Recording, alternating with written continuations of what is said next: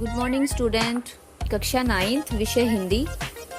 आज हम आपका पाठ चपला देवी लेखिका हैं जो कि उनके द्वारा रचित पाठ नाना साहब की पुत्री देवी मैना को भस्म कर दिया गया पढ़ेंगे। मातृभूमि की स्वतंत्रता और उसकी रक्षा के लिए जिन्होंने अपने प्राण न्यौछावर कर दिए, उनके जीवन का उत्सर्ग हमारे लिए गौरव और सम्मान की बात है। उस गौरवशाली किंतु विस्मृत परंपरा से किशोर पीढ़ी को परिचित कराने के उद्देश्य से इस रचना को हिंदू पंच के बलिदान अंक से लिया गया है। ये जो रचना है यहाँ पर हम पढ़ने वाले हैं वो कहाँ से लिया गया है? वो हिंदू पंच नाम के अंक से लिया गया है। हिंदी गद्य के प्रारंभिक रूप को विद्यार्थी जान पाएं, इसलिए इस गद्य रचना को छपवाया गया है और वर्तनी में बिना किसी परिवर्तन के लगातार प्रस्तुत करने का प्रयास किया गया है, ताकि आप जैसा अंक में छपा था, हिंदू पंच अंक में छपा था, वैसे के वैसे ही आपके सामने यहाँ पाठ के रूप में प्रस्तुत किया गया है।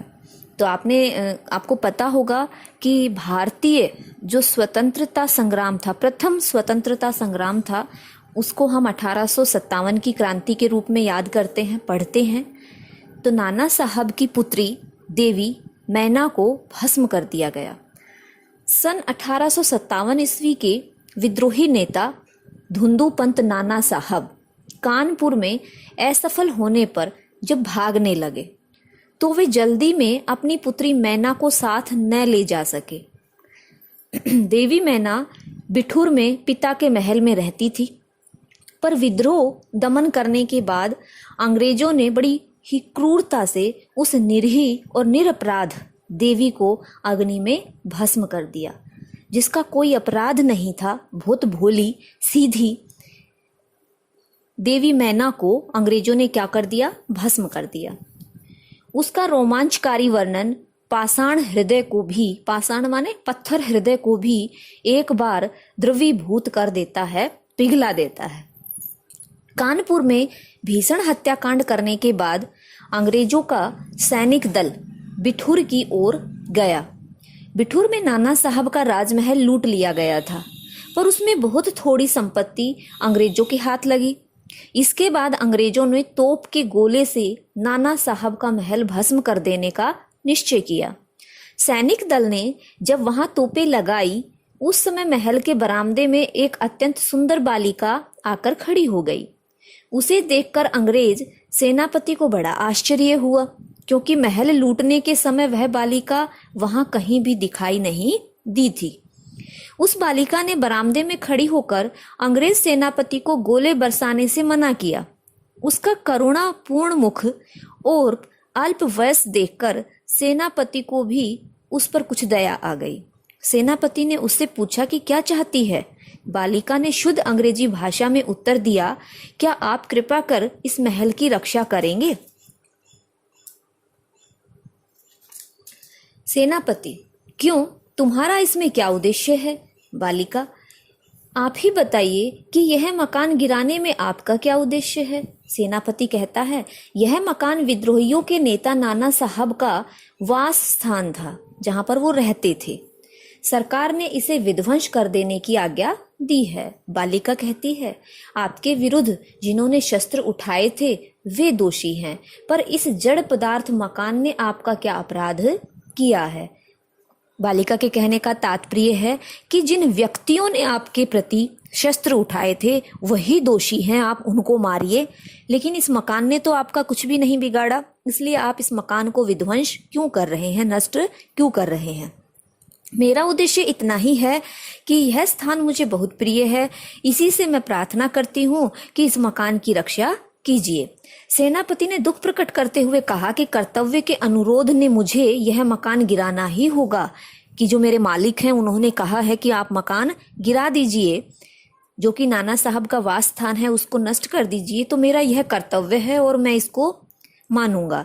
इस पर बालिका ने अपना परिचय बताते हुए कहा कि मैं जानती हूं कि आप जनरल हैं, आपकी प्यारी कन्या मेरी में है और मुझ में बहुत प्रेम संबंध था। कई वर्ष पूर्व मेरी मैरी है जो, वो मेरे पास बराबर आती थी। समझ में आया आपको क्या कहना चाह रहे हैं? बालिका कहती है कि मैं जानती हूँ आप जनरल हे हैं, उनका नाम है हे, आपकी प्यारी कन्या मेरी, मेरी नहीं मैरी, मैरी है, और मैरी और मेरा प्रेम संबंध था। कई वर्ष पूर्व मैरी मेरे पास बराबर आती थी, मुझे हृदय से चाहती थी। उस समय आप भी हमारे यहाँ आते थे और मुझे अपनी पुत्री के ही समान प्यार करते थे। मालूम होता है कि आप वे सब बातें भूल गए हैं।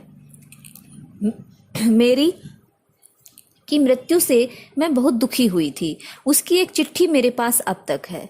यह सुनकर सेनापति के होश उड़ गए। उसे बड़ा आश्चर्य हुआ और फिर उसने उस बालिका को भी पहचाना और कहा, अरे यह तो नाना साहब की कन्या मैना है। सेनापति हे कुछ क्षण ठहर कर बोले, हाँ मैंने तुम्हें पहचान लिया कि तुम मेरी पुत्री मैरी की सहचरी हो, मित्र हो, किंतु मैं जिस सरकार का नौकर हूँ उसकी आज्ञा नहीं टाल सकता, तो भी मैं तुम्हारी रक्षा का प्रयत्न करूंगा। इसी समय प्रधान सेनापति जनरल आउट्रम वहां पहुंच गए और उन्होंने बिगड़कर सेनापति हे से कहा, नाना का महल अभी तक तोप से क्यों नहीं उड़ाया गया? सेनापति हे ने विनय पूर्वक कहा, मैं इसी फिक्र में हूँ, किंतु आपसे एक निवेदन है, क्या किसी तरह नाना का महल बच सकता है?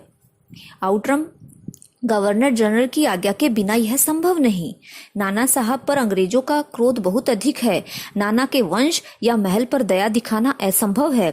सेनापति हे तो लॉर्ड कैनिंग, जो कि उस समय क्या थे, गवर्नर जनरल की पोस्ट पर थे, को इस विषय पर एक तार देना चाहिए।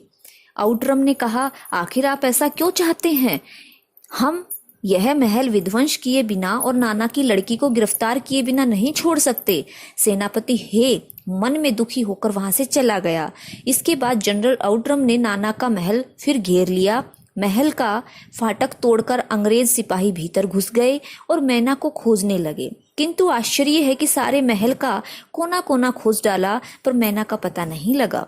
उस दिन संध्या समय लॉर्ड कैनिंग का एक तार आया, जिसका आशय उस प्रकार था, लंदन के मंत्रिमंडल का यह मत है कि नाना का स्मृति चिन्ह तक मिटा दिया जाए, इसलिए वहां की आज्ञा के विरुद्ध कुछ नहीं हो सकता। आज हम इतना ही पाठ पढ़ेंगे। जब भी अपनी नेक्स्ट क्लास होगी तो हम उसके बाद आगे का पाठ पढ़ेंगे। तब तक आप इस पाठ को अच्छे से पढ़ें और समझने का प्रयास करें।